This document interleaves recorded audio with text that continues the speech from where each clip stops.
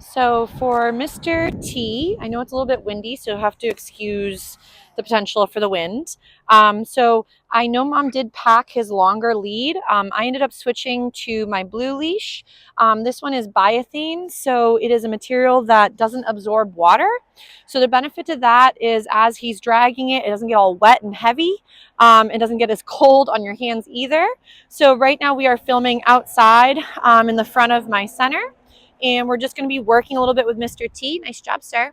So for starters, what we're going to end up doing is we're going to practice a little bit with him working with his loose leash walking, and then also maybe even working a little bit with some recalls. So remember that in the beginning, I would recommend to stick to a certain zone. But no throwing snowballs, please. Only on the snow here.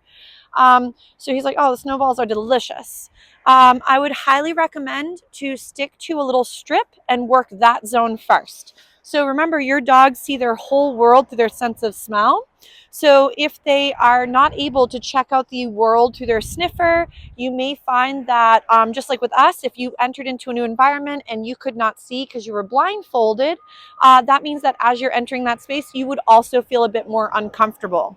So I would highly recommend to get your babe comfortable with the strip in which you're going to practice. Ebba, if you're going to throw snowballs off to the side, please. Okay, my lovey? So of course it's a snowy day and my littlest one is here with me because normally she would be here Tuesdays and Thursdays, but grandma normally comes on Tuesdays to help out. So to warm up with Mr. T, there are some trucks going by.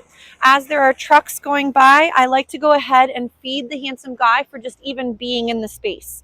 So remember, sometimes it's not about a skill and the sense of sit or down or stay, but more so about seeing the environment, feeling comfortable in it, and then being reinforced for being in the space.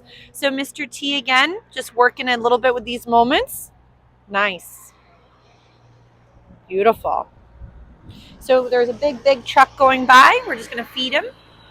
Nice. Awesome.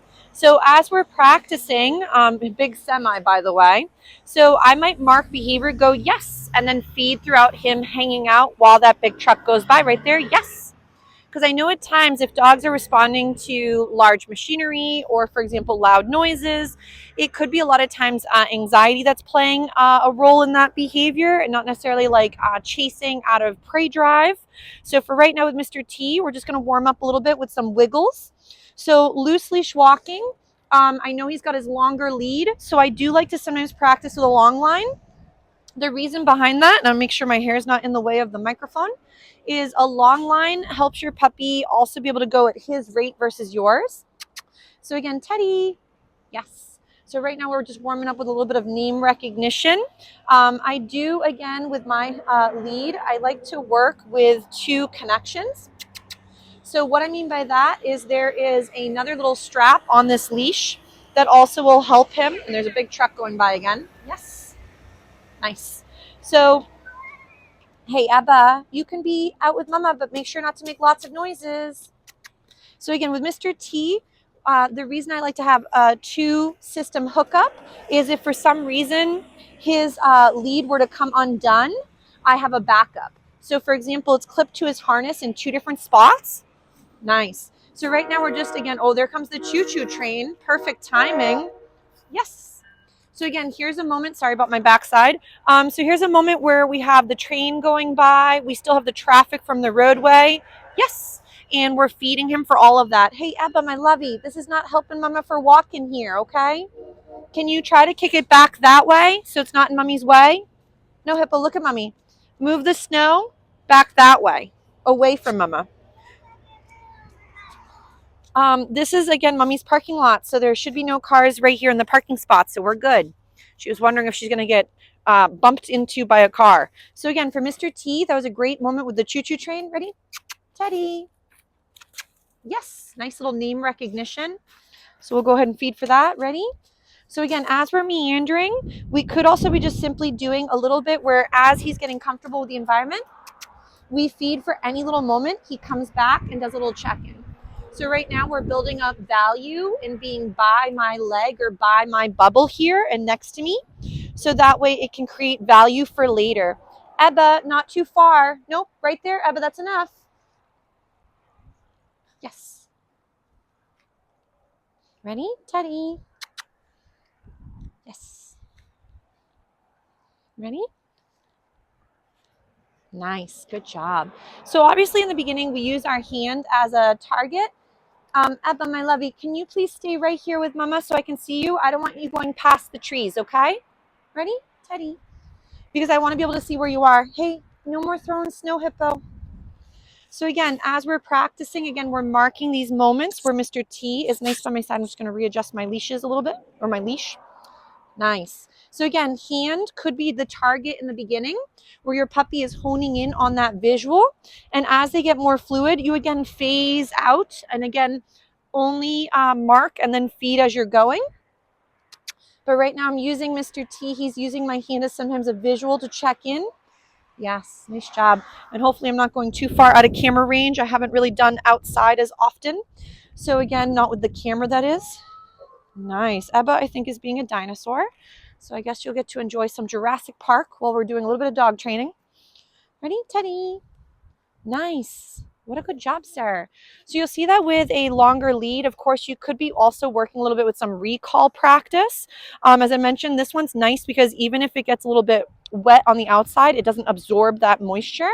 So it stays dry and it doesn't get mushy like the other leads. So let's say he's out and distracted.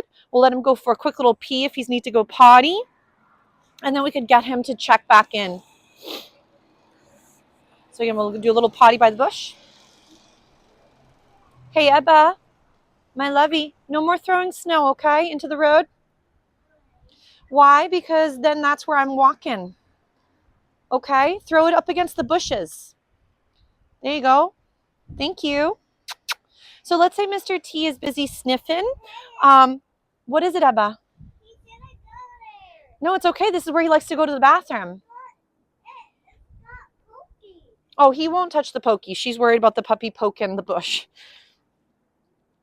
So Teddy's doing some great ghost sniffs. Teddy, ready? Come. Yes. So remember, you don't want to make your recalls the end of fun. So if let's say, oh, got a little leash wedgie. So let's say Mr. T starts to think that every time I call him, it means to be all done sniffing or exploring, then that starts to become the end of fun from his perspective. So we want to make sure that when Mr. T is out in the environment, coming to me or checking in doesn't mean the game is over. If it does start to equal that, then coming when called starts to make, again, a recall into a negative situation, and we want it to feel like a positive. So again, we might go, Teddy, ready?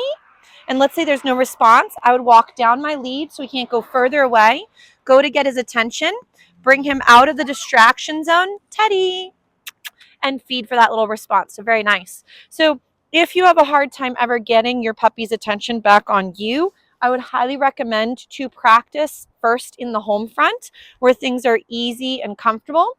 So again, right here, we let him get a little distracted. Teddy, come.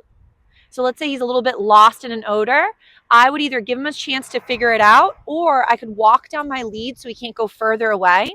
Teddy, regain his attention, and then feed him for that lovely little check-in. Good job, Mr. T. Yes, very pretty. Awesome job, sir. Good work. So again, when practicing, make sure short and sweet for greater success. But I'd say Mr. T did a very nice job working some outdoor time.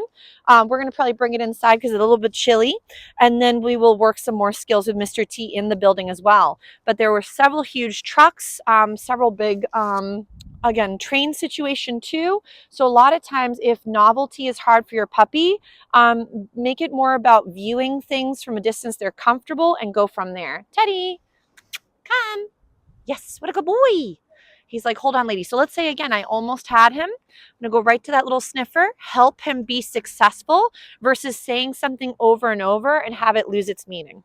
So, but he did a really nice job. So we'll give him a little break from outside and we'll go bring the party back inside where it's a little bit warmer. Nice job, Mr. T.